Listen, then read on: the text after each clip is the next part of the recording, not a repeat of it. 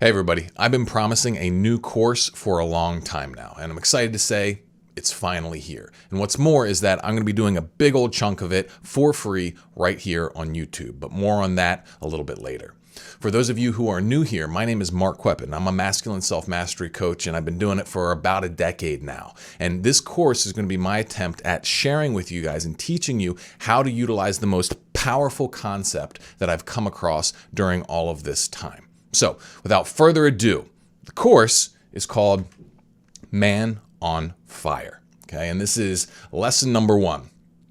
Why you must master your inner fire. You must. All right, guys. There's no ands, ifs, or buts about it.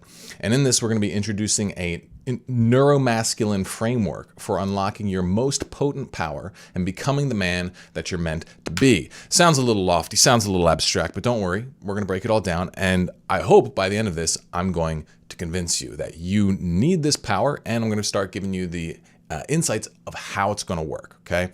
And don't worry, this isn't going to be some teaser thing where I leave out all the juicy bits. We're going to be covering all this stuff together, and I'm very excited to show you how it's going to go. So, to kick things off here, I want to ask you a question, all right? And I want to ask you, what is your favorite feeling?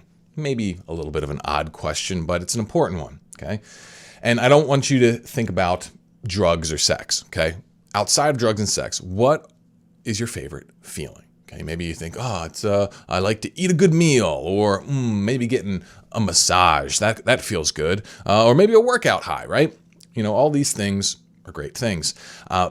But to me, and I think many of you would agree with me, that the very best thing that you can feel outside of something real intense like drugs or sex is the feeling of being on fire with passion. And I'm hoping that most of you understand what that feels like. You know, you have some kind of frame of reference for this, but it's like when you're just hooked on something, where you're just fired up on something, you just love it, and like you're feeling like your life is going in the right direction. And when this is happening, it's basically like all your neurochemicals pointing in the same direction. You've got dopamine that's got anticipation, like making you feel like, oh, I want to go that way. You got serotonin feeling like, oh, I'm making progress. I'm gaining status. You've got adrenaline because you're excited. You've got maybe endorphin too, because that'll give you some pain resilience. It allows you to push through discomfort. And technically, I actually believe there's kind of two versions to this fire. There's a good one and a bad one, but for now we'll just focus on one, and we're going to get into the more technical stuff in the next lessons. But being on fire thing, I think we can all agree it feels phenomenal. Now, me, like when I was a kid, like I remember when I first felt this feeling. It was it was actually when I saw Power Rangers for the first time. I think I must have been like 4 or something like that, 3 or 4.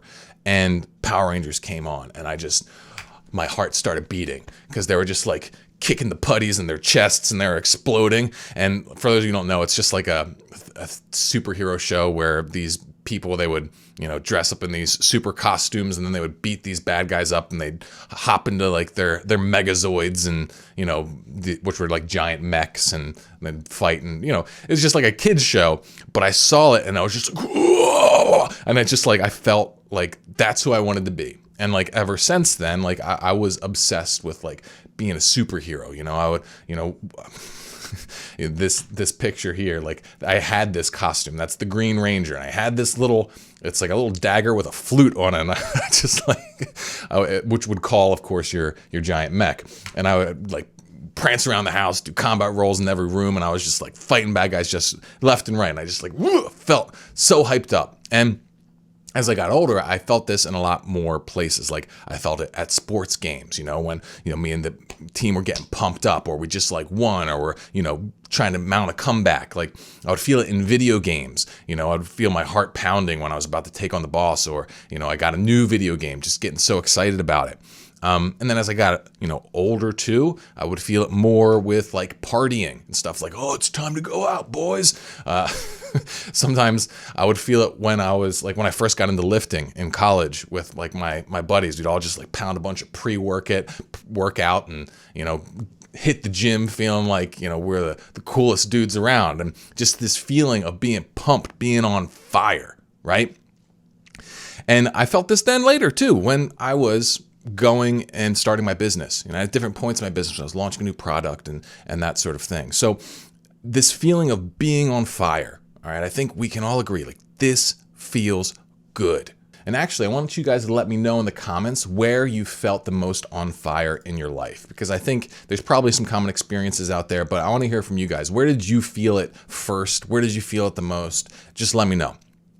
Now, as good as this feeling is, the problem is that it would always go away, right? Like, the high would end and then I would come down.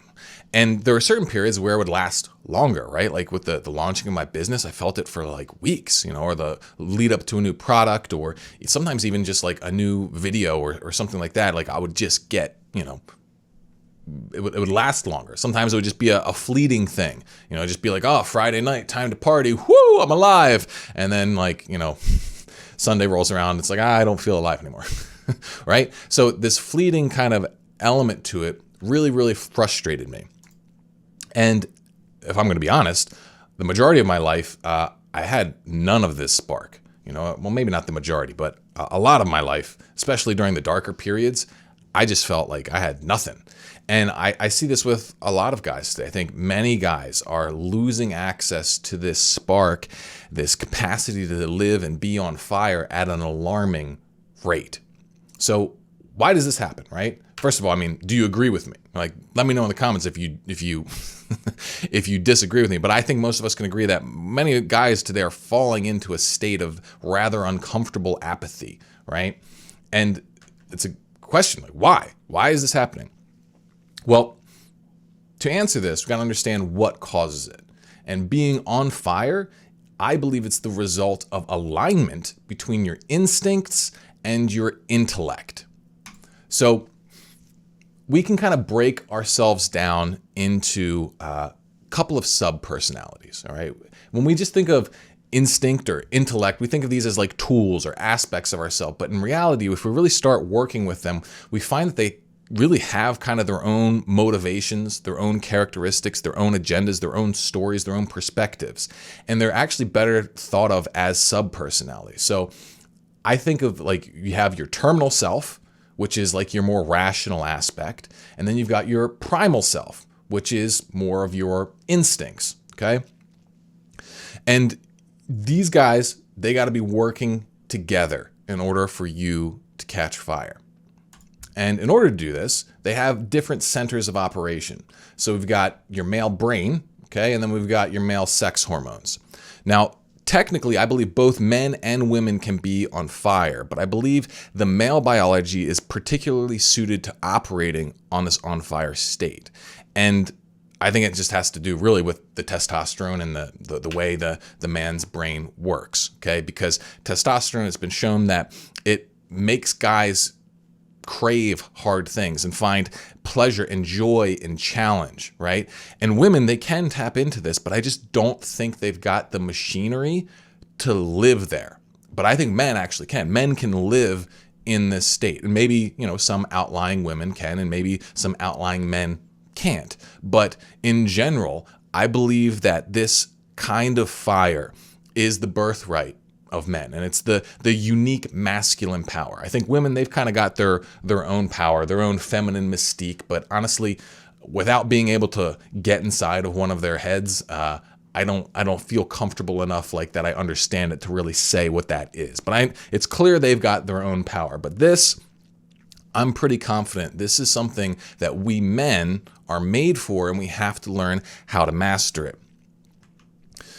So, in my opinion, this is what we should be aiming for as men, is learning how to tap into this. And we do this by getting the head center interacting properly with our sex hormones, and it creates this cycle, right? And when they're aligned, what ends up happening is we become a cohesive unit. They start working together as one, and then boom, we catch fire, okay? That's the thing. That's what we want to get to, is get this ourselves working in harmony so that we can be who we really are. I think the reason, you're not made to be apathetic. You're not made to be disconnected. That's just a product of misalignment inside of you, okay? And Like you don't need to just try harder. People got this idea. It's like, oh, I just need to try harder. It's like, no, you got to get yourself lined up. You're going to light on fire and then you just got to go. Okay. That's what needs to happen because you're meant to conquer. You're meant to kick ass. It's just that something's a little broken, a little off. And that's what the purpose of this whole course is, to help you find that switch and flip it. Okay. And I feel confident saying this because like being on fire was a necessity to survive, reproduce, and thrive in earlier times. Okay. Like it was life circumstance just forced this upon us. All right. So an extreme example. Okay. Enemy tribe is on the march. If you don't do something about it, they're going to kill you. They're going to rape your wife and kill your children. Okay. Right? So your primal and terminal selves are going to be pretty aligned on what you got to do. Unless you're, all in on running away, you're going to gather up a group of your homies. You guys are going to armor up and then you're going to go try and kill them. And that was what guys did. Okay. We're so far away from that in our modern bubble, but like we used to have to do crazy stuff. Our ancestors did insane things regularly, like going and killing people, right? Like, what kind of state do you think that they were in? Well, you can probably get an idea of it, right? Like if you've ever had, out with your wife and maybe some guy hits on her or something, you start feeling something course through you, right? A little bit of, oh, don't you dare. Or maybe someone starts giving one of your kids a hard time or being unfair to one of your kids. You feel like, you start feeling that fire start pumping, right? It's an instinctual thing. It's something you're made to do. It's something that your body it gives you power so that you can go do something hard, something difficult, something potentially scary, but like you need to do it. Another example would be, if you wanted to reproduce, okay, in the village. Well, if you're just this low status dude, maybe it'd be difficult for you to secure a good mate. So what did you have to do? You had to go get a profession, right? Like you had to go do something, right? You had to go make something of yourself. And that fire, it filled you up. You had to go prove yourself to your community, to your woman, okay? And I think that's a natural place where guys find this fire. Like, how many inventions were made, how many conquests were driven by some man looking for essentially sexual reproductive opportunities, right? Guys freaking, okay, think of how crazy people used to be, okay? They would hop on a boat that may or may not sail off the edge of the earth. Why? Because they wanted something. They wanted something desperately. And like, yeah, maybe there was fear and just negative consequences and bad shit that they were running away from. But come on. Like, there has to be something stirring inside of you to go on a journey like that. Heck, even just like being a pioneer in, early America. Like, it's like, oh yeah, let's go on a 6-month journey where, you probably die and maybe get killed by the native population and, all that kind of stuff. Like, it's just nuts the things people did. So there had to have been some kind of fire coursing through them. And I think that this is what life in our natural state, it brought out of us. And we can still feel it in times of, intensity if it manages to pierce our modern bubble of comfort. But that's not the way it is now, right? Because it's just not as hard today. So, our fire is replaced with like whatever this is, okay? Whatever this soy-infused energy is, that's not the fire we're talking about. And, maybe some people have embraced that. But what I see here is men castrated, men disconnected from their true vital drive. And why does this happen? Well, it's because there's a blockage. The head and the gut, they're just not working together. Okay, there's something that's not lining up properly, so the spark isn't created, the fire doesn't catch. So what creates this breakdown between these systems and steals your fire? Well, there's a few things. First, probably biggest right now, is what I call the dopamine industrial complex, right? We're talking about Netflix, mainstream news, the Facebook, Twitter, TikTok. We're talking about the video game companies, okay? Hollywood, all right? Porn, all right? All of these things, they hijack you. They hijack your brain and they turn you into a battery for their machine, okay? And in doing this, there's not alignment here, okay? Why? All right, so let's think about this. Why do these things cause a breakdown? Well, have you ever stopped to think about whether these kinds of activities, the stuff that these guys put out, have you ever stopped to ask yourself, does that stuff really serve you? Does it really serve your best interests? No, of course it doesn't. Of course it doesn't serve your best interest. And like 2 seconds of introspection will show that to you. And so what does that tell you? That tells you that the majority of men today are going through life completely disconnected from their rationality. That's a big breakdown. It's like, is spending 5 hours on video games every single like day helping your life? No, obviously. Well, then why are you still doing it, right? Why are you still doing it? That's a mental and emotional disconnect. It's like, well, because I wanna, right? Disconnect. Rationality says one thing, emotionality says another. This is the beginning of the clash, right? And then they infect us, right? They raise us on processed foods where it's like, oh, I really want this junk food. Is it good for you? Rationally, no, it's not. Split, disconnect. And these micro disconnects become macro disconnects where we end up actually, like, it's become so bad that people aren't even aware that they're not even living their life. We've gotten to the point where we view normal life as being, well, I've got this segment of my life where I just do all this shit I hate. It's called work. And then I try and like just sprint through that as quick as I can so then I can go home and I can get my goodies. I can get my porn. I can get my video games. I can get my, junk food, all that kind of stuff. And it's like that whole place that we live for, that's not your life. That's where you're a battery. Okay. And I'm not saying all of that stuff is always bad and wrong and there's no place for it. But the way that we're viewing things, the way we're viewing life is so distorted, and that is creating a huge schism in your power, okay? But this isn't the only thing.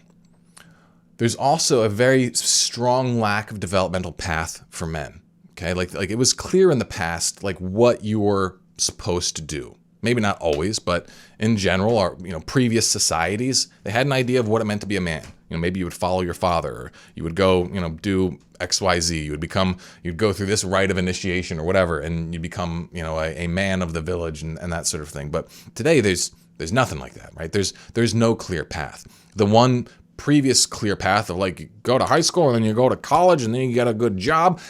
That doesn't really work out today. You go to high school, you go to college, and you may or may not get a good job. You may get a job that makes you, hate your life. It's very, very up in the air. You're going to have to figure a lot of stuff out to really make anything happen. And so this disconnect of like what you're supposed to do, confusion, your primal, like you're rationally confused, your terminal self is confused, doesn't know what to do.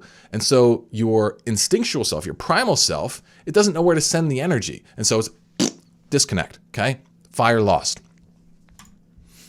And then our other issue here is we've got an anti-male culture, okay? And this is just getting progressively worse to the point where if you are a straight, red-blooded man, particularly if you're white, but even not at this point, then you are the ultimate evil. And anything that is inherently attractive to you must also be evil. And this just disconnects guys from their sense of guyness. And because of that, well, they're shutting off their connection to their instincts. It's like their instincts might say, yeah, I kind of like want to go like conquer. I kind of like want to take charge here. But then someone will say, oh, stop mansplaining. Oh, you better get in line. You better let this other person over here have power, even though they didn't earn it. Okay. Like this isn't even a joke. This isn't even a meme. This is literally how the world is working today. And when that reality is being shoved in your face, that instinct to try and take charge, go get stuff done, for some guys, it just gets squashed. And so they get disconnected from their primal self, right? So we need these pieces working together, but the lies, the limiting beliefs, the false narratives, and the confusion, that messes up our terminal self, our rational aspect, okay? And then the vices and distractions like porn, video games, junk food, social media, all that kind of stuff, that just like puts hooks into our primal instinctual drives and pulls them toward things that don't actually serve us in any way. And the end result is, well, your fire gets stolen. You try and power up, but you don't. You can't. Maybe you can find a flicker here and there, but at the end of the day, you just can't find the juice, and you just default back to that life of escapism and apathy. And this is a real shame, because if you could get this fire, oh man, you could do anything. Because like today, there's unlimited opportunity for you. There's more opportunity today than there's ever been because of modern technology, but we're more bound than ever because we're so jacked up in this way. And it's like you need this fire if you want to take advantage of the opportunity that is in front of you. And so this is why I'm making this course, because it's like I'm trying to set men on fire here. I'm trying to get you to go, come on, we can do this. And I can show you how to get this energy. And that's what we're going to be doing. So where being on fire was forced upon our ancestors, for us, it's a choice, okay? And we got to learn how to master our flame, bring it under conscious control. This is the opportunity we have. Yes, the world is stacked against us in this regard. Plenty of things in this world are way better today, but in this regard, I think we're getting castrated at an alarming rate. So the upside is that we can learn how to take something that was previously unconscious, previously something that just happened by the state of nature. We can learn how to make it voluntary. We can learn how to master ourselves. This is what neuromasculinity is.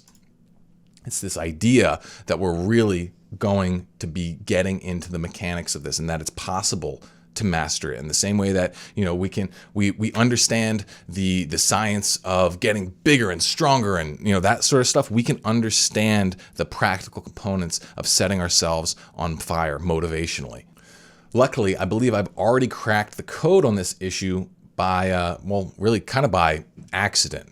So the way I stumbled across all this stuff was, my history was like I first started with helping guys quit porn, and I still help guys quit porn. Like that was my initial niche. I was like one of the first guys who put my face on this problem. And in this process, like it was fundamentally unique, I realized, because there was no other info out there. Most people were talking about porn as this healthy thing and it's good for you, when clearly it's not. And the science now completely supports me in that. But the thing was, it was a unique problem because there's a drug dealer in everybody's pocket, right? There was this thing where these guys were hooked on this thing that wasn't so bad that you had to go to a rehab center. And it wasn't so bad that if you quit it, you would go through withdrawal symptoms that could kill you, right? So it wasn't alcohol, or it wasn't heroin addiction or anything like that. And they have models for those things. They got 12-step, they've got, detox centers and that sort of thing. But we didn't have anything like that for porn. And the thing is, you also, it plugs into your actual sexuality. And there was, sexual imagery isn't going to go away. Not if you're going to live in modern society. So it was like, well, what the heck? We got to learn a deeper level of self-control here that, frankly, we never needed to have before, because before it was always just you swear the thing off and then it's gone. But now it's just so in your face and it's so plugged into you biologically and it's so available that there's a new level of self-mastery that needed to occur. And so in my process of trying to decode exactly what that was, I started stumbling into all these little levers inside of us, all these little buttons inside of us that would change things, move things. And as I started putting all this stuff together, I realized, the key to catching fire is here. And so through, spending, almost a decade studying this stuff, I think we finally got the answer. So let's get into how this works. So remember this, okay? It's all right, our head is disconnected from our gut. We've got a block, right? Well, the solution to this is the heart, all right? The heart is the connective point. If we can master the heart, then we can make sure our head and our gut are on the same page. And that's what allows us to catch fire, okay? And this is not some kind of storybook thing, but it sounds like it is, right? Like it's like the key is in the heart. It's like it's a real thing. It's like the heart of a hero doesn't have enough heart. We've used this kind of language poetically for a long time, but there's actually something there. There's like, we feel our emotions most intensely in here. There's an emotional center, and we have some control over it. And it's that control which is super, super essential to understand. So we can think of the heart kind of like, well, first think of what the heart is. It's a place where you can feel your thoughts. Okay. It's also a place where your primal instinctual, drives can get understood and translated into words. It's like the meeting point, thoughts that you can feel, right? So thoughts, instincts, they meet here, and that's what feelings are. They are like this mixing of what's going on in our head and what's going on with like our gut and our, pelvis area, okay? And we can think of this kind of like a coliseum, because if we open our heart, meaning we allow ourselves to feel our feelings, well, then there's a clash very often. There's a clash between what our primal desires are and then what our terminal and rational thoughts are, okay? It's like, and they fight against each other in here. It's kind of like an easy example is when, maybe you're on a diet and then someone brings cookies to work. It's like, oh, those cookies look good. Primal self wants it, right?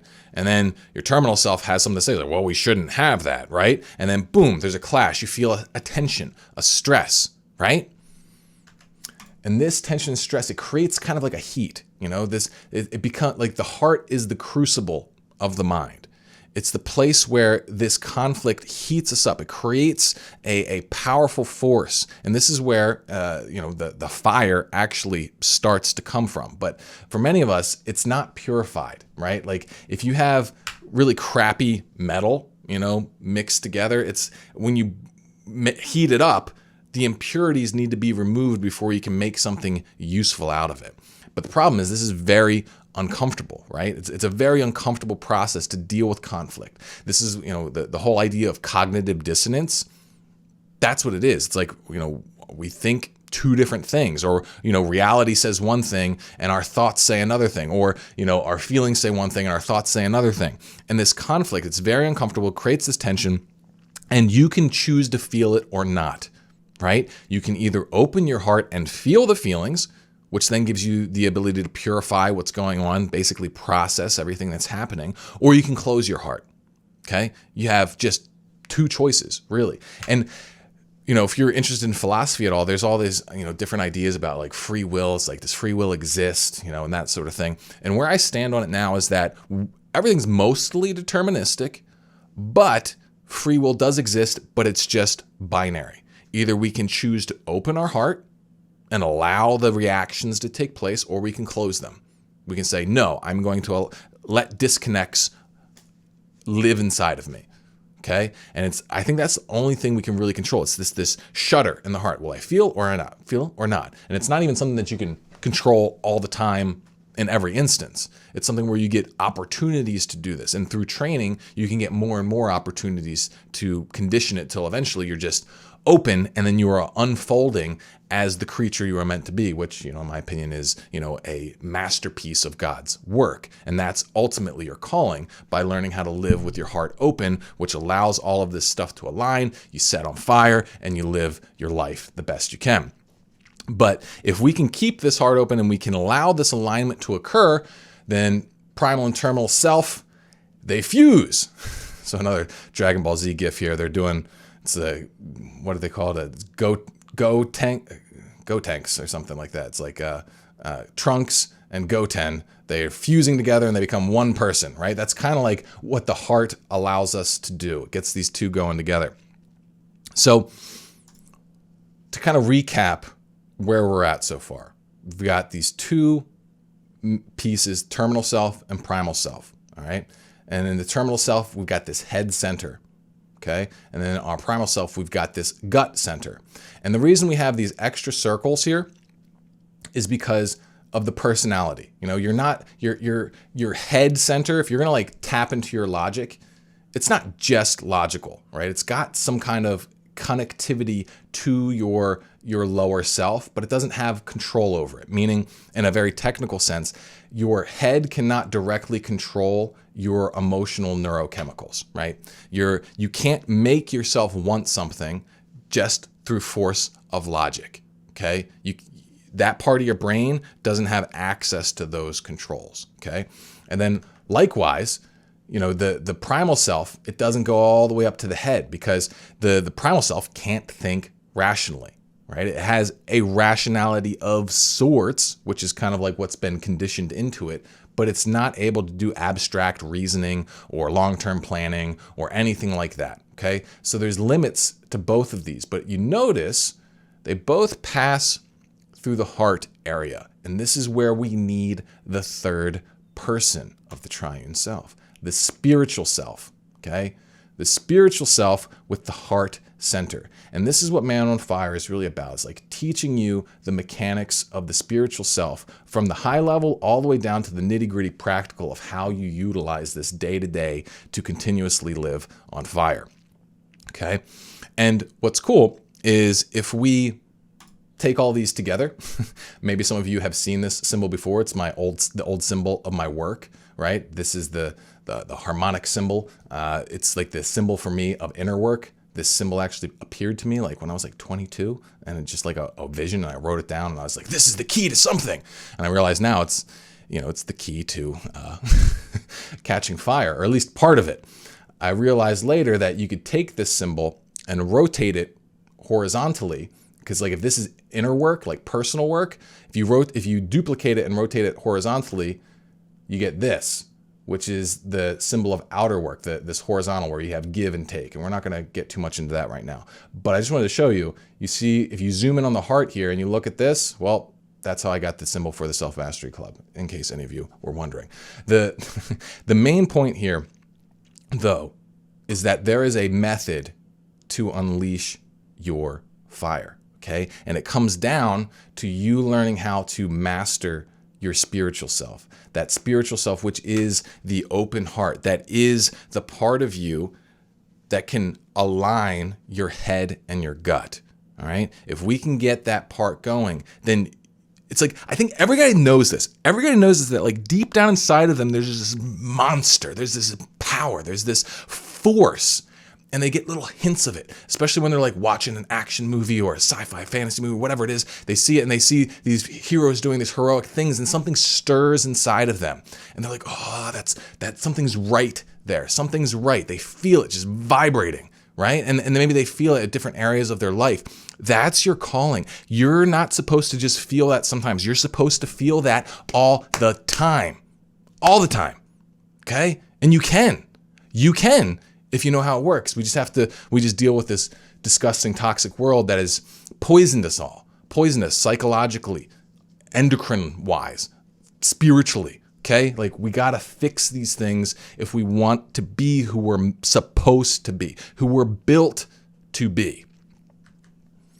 So, how are we gonna do this?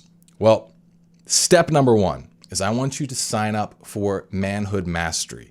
The 3 Secrets of Neuromasculine Training. This is a free training that will teach you the 3 foundational secrets for building, maintaining, and directing your unique masculine fire. Okay, this is a free thing that I'm putting on for you guys. It's a live web class. Okay, and I'm going to be including some of my very best content in there that I've actually never released for free before. And even if you've seen my previous web class, this one's been modified and shifted around with and new stuff thrown in. Okay, if you're already in the Self-Mastery Club, you don't need this, but like I really want to get some essential stuff out to you guys. And the rest of this course is going to assume that you've gone through this training. So if you're interested in following this Man on Fire course and doing it and learning how to wield your fire, well, then you got to take this training. Otherwise, there's going to just be massive gaps. And all you got to do is click the link in the description, register, all right? I think you guys will absolutely love it. I put a lot of effort into making it very, very good. So please check it out, all right? Now, assuming you do this, the next thing that you got to understand is how I'm laying this course out. So there's going to be 3 types of content. First, there's going to be concept videos. These are just like this one, okay, where I'm doing high level content. Okay, these are going to have the biggest main ideas. My goal really is like, I want the main ideas to be free for everybody. I want everybody to have access to this stuff if they want it. Okay. And there's going to be a bunch of videos. I'm going to take my time on this. I'm not going to promise like 1 video a week or anything like that.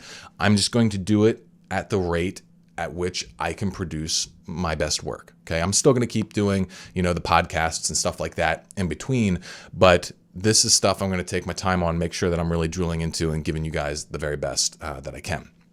Okay. And these are going to go out for free on YouTube. Everyone's going to have access. Now, the next piece of this is the implementation videos. And in these implementation videos, I'm going to be taking the concepts that I'm covering up in the concept videos, and walk you through how I would directly apply them to my own real life goals, outlining the finer details of how it all works. Okay. And really, I'm going to be real and raw in this process with you guys. I've got big goals. I've got stuff I'm trying to accomplish, and I need to be on fire with it. And so I'm going to be like, in each video, I'm going to be pretty much doing exercises. Like, moving forward, each video is going to have an exercise, and in it, I want you guys to do that exercise, okay? And then I'm going to do it. I'm going to video myself doing it. I'm going to walk you through my thought process so you can see how I would apply it real life. And the reason I'm doing this is because I've always been like really engrossed by guys who are willing to walk their own talk, right? They're willing to put their principles to work and show you publicly, here, I'm doing this, watch it work, right? And another reason I'm doing this is because I've read books by guys that, super good book, awesome book, excellent concepts. And then I would like buy the training, like the video training or the live training, for seeing them take the same concepts and teach it again, just because I wanted to get it like really down. And in that process, like a lot of times just like the ad-libbing and the personal anecdotes and stuff that pops out spontaneously in that sort of more personal application, I've just found them to be invaluable, right? And so I'm hoping to provide that sort of experience as well. And this is going to be for guys who are just in the self-mastery club, okay? And then additionally, I'm going to be taking so I teach the concept, apply it to myself, and then I want you guys to apply it. And so then there's going to be mentoring sessions. So you can see it. I will help you apply the concepts directly to your life and help you overcome any issues. Okay. So like the idea is, you guys are probably gonna have questions about certain things. Maybe you're gonna run into blocks or whatever. And so I want a place where guys can get together. They can, share where they're at, what's working for them, what's not, bounce back and forth, help each other out, but then also get direct access to me where I can help you work through anything you're dealing with. And because a lot of times, like with processes like this, if you don't have any extra help, okay, you hit a stumbling block and then you're done. All right. And this stuff's too valuable to just let a little stumbling block get in your way. And so I'm trying to figure out how I can make sure that even if things don't go smoothly for you, you got a net there. You got people to catch you to make sure that you can continue onward and get this thing, because it's the best thing. It's the best thing. Like we were already talking about, what's the best feeling? It's like, this is the best feeling that you can have all the time. Okay. You can't be having sex all the time. You can't be on drugs all the time. Not if you want to live. Right. And so, but you can be on fire all the time. And so that's why I want you guys to have this. And I gotta reiterate this. If you want to take this program seriously, you really need a crew. Okay. You need a crew. You need a group of people that you're going through this with. You are a social creature, okay? A huge part of your brain is devoted to social interaction. Like a massive chunk of it is devoted to social interaction. And so it's like all this stuff, it's about lining up yourself, right? Neuromasculinity is the idea of saying, hey, there's something fundamentally unique about my male biology. And so there's a certain way I need to work with it to get the best mileage out of it, to get the most out of it, okay? And a big chunk of that is a social component. We're pack animals at the bottom line, okay? So it's like, if we want to use our body right, we got to respect the hardware. And the hardware, it doesn't lie. We're social creatures. And so tapping into a crew, having a group of guys around you, it changes the way you do things. Like we all know this. It's like promising yourself to do something is very different than if you get up and you promise something in public. You say it to other people, right? It's very different if you write a journal entry for yourself versus writing it knowing other people might read it. Okay, it forces you to get a little bit more real. It forces you to identify, yeah, maybe this isn't quite as okay as I would like to let myself think in the dark. Okay, so the thing is, like, I know some of you guys, you're not going to want to do the Self-Mastery Club. That's fine. Still, get a crew. Okay, really, that's why I'm releasing a lot of this stuff on free for YouTube, free on YouTube, is because I want you to, like, if you're not going to join my group, like, I think doing it with me in the Self-Mastery Club is the best. But if you don't want to, that's okay. Get some guys though. Okay, get a group of your buddies. Make some friends in the comments. Do it that way if you want. Okay, but just do it with some people. Okay, and if you're curious about the Self-Mastery Club, which I hope you are, well, then just check out that training I was talking about, the Manhood Mastery, because in it, at the end of it, I'm going to be, telling you about the Self-Mastery Club, and I'm even going to be giving you a very, very special offer for those of you who are interested. So, my friends, like, this is pretty much what I have for you today. All right, just kind of introing the course. Hopefully I've gotten you excited. In the next video, I'm going to be getting into the nitty gritty. We're going to have our first practical exercise. Going to be breaking down the different kinds of internal fire we can have access to, which one we want, which one we don't, how it works, the blocks and everything like that. And then we're going to get you to that first movement that's going to start unlocking your flame. So hopefully you guys are going to stick around and you get something out of this. Let me know what you think about this in the comments below. Let me know any problems or worries or anything like that you want to make sure I address in this process. Just let me know below, and I'll see you on the next one. Ooh, yeah.